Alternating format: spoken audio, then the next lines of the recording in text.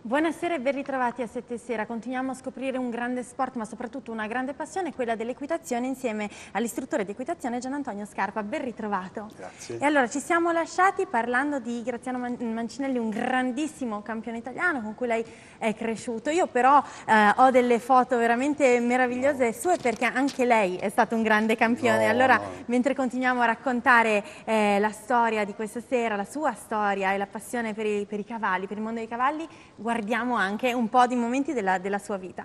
Intanto che sfogliamo queste foto, io invece verrei ai giorni nostri per parlare del grande evento che si terrà tra poco, quindi le Olimpiadi 2012.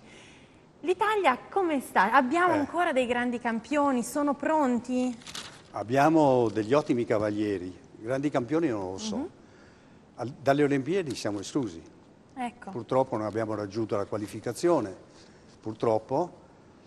E purtroppo non abbiamo più avuto un Graziano Mancinelli o dei fratelli Dinzeo come una volta, dove abbiamo imposto il nostro sport in tutto il mondo. E in questo momento non vedrei un grande campione, vedo solo degli ottimi cavalieri, questo sì. Ecco, degli ottimi cavalieri. Io vorrei intanto chiedere alla regia di mandare per favore in onda l'immagine di Elena Scarpa, perché è una tradizione quella che si tramanda nella sua famiglia ormai, perché anche Elena, sua figlia, è una grandissima atleta, un'atleta che ha raggiunto grandi traguardi. Io ci tenevo a farla vedere per far capire come questo sia un amore che se si conosce non si può veramente abbandonare. Quello per l'equitazione deve essere poi fatto però seriamente, per cui con grandi obiettivi, grandi traguardi. Solo con grandi traguardi si può tornare ad avere un'Italia che alle prossime Olimpiadi, quindi non a quelle del 2012, riparteciperà, speriamo. Tutti sperano di Lei per esempio ha un qualche atleta nel cuore, magari non da Olimpiadi, ma un atleta che sta formando, al quale tiene particolarmente?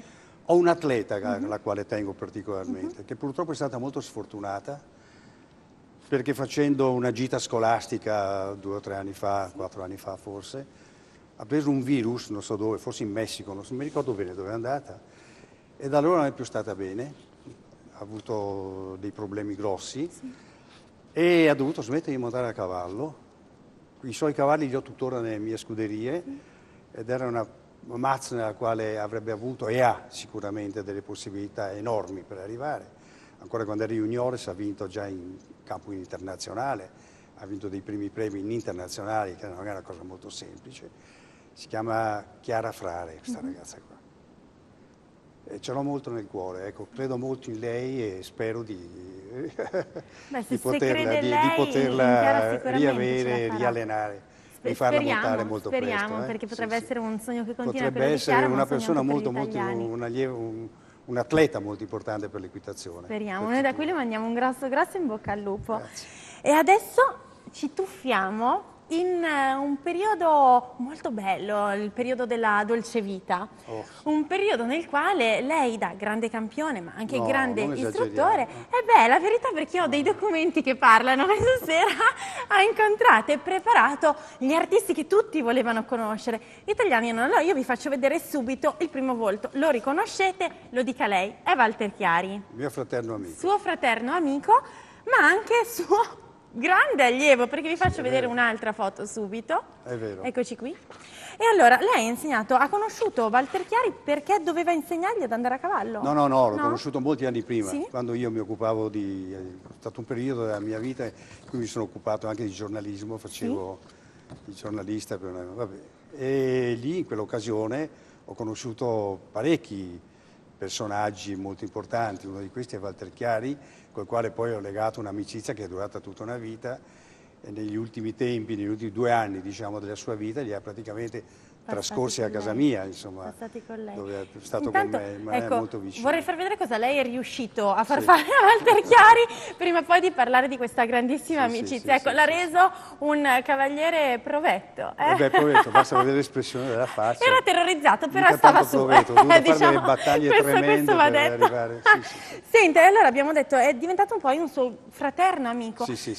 E grazie a questa amicizia noi oggi abbiamo tante foto stasera qui con noi che sono veramente uniche, mai viste, perché sono foto personalissime. Ha voluto consegnarle a me, le tenessi io, difatti sono tutte foto quasi tutte inedite, vede qui quando era ragazzino ancora, vede? Quando era molto, queste foto qua non le ha mai viste nessuno ancora. La prima Beh, volta guardi, grazie a al regalo lei, questo grazie alla sua che ci sta facendo cortesia. qui, lui nei momenti proprio di vacanza, spensieratezza, per cui attimi privati. Privati, E esatto. che ricordo ha lui di quest'uomo che per noi è stato un grande, grandissimo mito? Guardi, un mito, io l'ho conosciuto sotto altre sfaccettature e le posso dire che Walter Chiari era un uomo, non solo un grande attore, un grande che tutti conoscono, è stato era un grande uomo, aveva una cultura enorme, un uomo coltissimo, di una, potrei dire, un'umanità unica, una generosità altrettanto unica.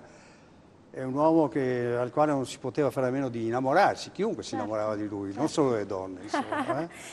E a proposito di donne, noi adesso faremo vedere abbiamo visto lui con la sua famiglia, poi faremo vedere lui anche con tante sue passioni femminili, ma abbiamo poi, adesso continuo a cercare le foto perché abbiamo foto dei momenti anche più duri, più critici, quelli che riguardano il suo arresto, insomma attimi terribili veramente. Intanto inizierei a guardare un po' di queste foto, foto famosissime. Altre sue foto famosissime con personaggi, con donne uniche, eccoli. Qui con Ava Gardner. Lui cosa le raccontava di questi momenti? È stato un grande amore per lui Ava Gardner, ha fatto delle cose folli per lei. Una volta mi ha raccontato che solo per darle un bacio lui ha preso l'aereo, è andato a New York ed è tornato indietro.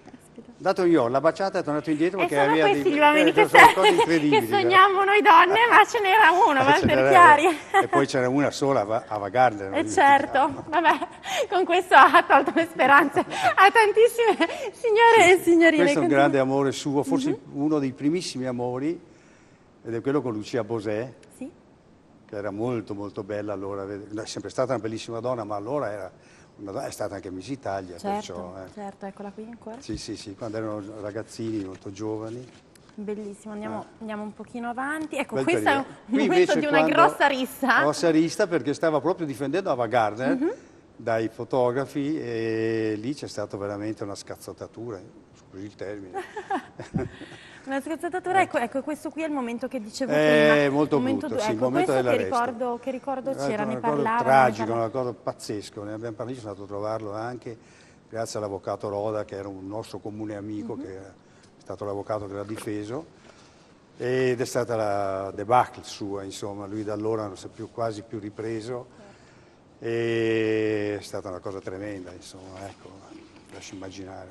Sì, e allora però noi cerchiamo di andare oltre al momento duro, meglio, perché i momenti duri si devono e si possono superare. Allora, vediamo altre foto con altri artisti del nostro paese, non questa per esempio Iva Zanicchi, ma poi abbiamo lui in momenti in cui stava girando probabilmente, vediamo quest'altra foto. Questo qui è il film Zorro, mi pare. Zorro? Forse. E qui lei che grande faceva parte di Zorro e io ero E allora, parlando proprio dell'istruttore di Zorro, cerchiamo di capire qual è, esiste un metodo giusto per insegnare ad andare a stare sul cavallo, ad avere empatia, a essere stare sul cavallo è facilissimo, montare a cavallo è una cosa molto difficile, è una prerogativa di poche persone, ripeto, torniamo al discorso iniziale, ci vuole molta passione, molta sensibilità, non è per tutti uno sport. Io parlo dell'equitazione, non dell'andare a cavallo. Certo. Ecco, allora... ecco, diciamo che perché all'inizio noi abbiamo detto è uno sport che si dice sia per pochi, allora è per pochi nel senso che è accessibile a tutti se hanno una passione, ovviamente diventa accessibile a pochi quando la passione non c'è, ecco, un po' questo quello su cui quando si parla di livello agonistico, uno che vuole montare a livello agonistico, allora diventa già uno sport non per tutti. Certo, assolutamente. Perché i costi cominciano ad essere già piuttosto seri, piuttosto pesanti. Sì. Senta, lei però si ricorda delle grandi i grandi istruttori fanno sempre delle grandi sgridate, allora qualcosa che lei ne sa qualcosa? Vagamente, iniziando ad appassionarmi a questo grande mondo so che sentirò tante sgridate anch'io, ma cerchiamo di capire quello che magari il principiante, l'errore che il principiante commette, che invece è la cosa che proprio non va fatta, per esempio non fidarsi. No, la cosa che non va fatta in assoluto è la distrazione, non bisogna distrarsi. Bisogna saper non parlare mai, aprire molto le orecchie, chiudere la bocca e ascoltare molto tutto quello che dice l'istruttore e cercare di impegnarsi al massimo perché il cavallo, insomma, è semplice, non dimentichiamolo mai, per quanto buono possa essere sempre un animale che può avere i suoi momenti anche un po' difficili, delle reazioni anche impensabili, insomma, certo. e lì bisogna essere sempre presenti. Sempre sul chi va là, perché il momento in cui, Bisogna essere presenti, bisogna ascoltare ecco. molto l'istruttore. Ecco. Questo sì. Senta, per concludere, intanto guardiamo queste ultime foto che ci ha Questa sì, è portato. con Grace Kelly a Monte Carlo. Vediamo, intanto riusciamo a inquadrarla. E per concludere, ecco, insieme a queste belle immagini vorrei parlare del suo più grande sogno. Abbiamo parlato di un atleta che lei spera di rivedere in campo al più presto. E invece un grandissimo sogno, una cosa, lei ha incontrato veramente tutti, ha fatto tantissime cose perché lei ha raggiunto grandi successi e con l'equitazione, ma anche quando ha iniziato a fare il giornalista lo faceva, pensate, per iniziare ad arrotondare, e invece poi è stato amico e giornalista quasi personale dei più grandi atleti. Ma c'è un sogno, qualcosa di ancora irrealizzato che vorrebbe, si augura?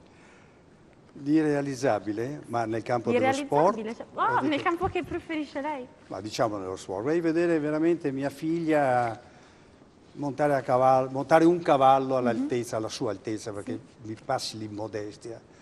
Non sto facendo i papponi in questo momento, ma l'istruttore. E vorrei avere un cavallo veramente che fosse alla sua altezza e che mi riascoltasse un po', perché ultimamente sono un po' allontanata. Era una piccola bacchettatina del papà. Intanto Elena ve la facciamo rivedere perché è una grande atleta. Io ci tengo, chiedo alla regia di chiudere con l'immagine di sua figlia, un'atleta nella quale lei crede, una grandissima atleta che salutiamo. Allora io la ringrazio infinitamente per averci raccontato questo mondo, questa grande passione e soprattutto anche per averci dato per la prima volta queste foto assolutamente uniche. Grazie veramente. Grazie a lei. Arrivederci a presto e voi restate qui con noi perché tra pochissimo c'è l'appuntamento della settimana. State qui.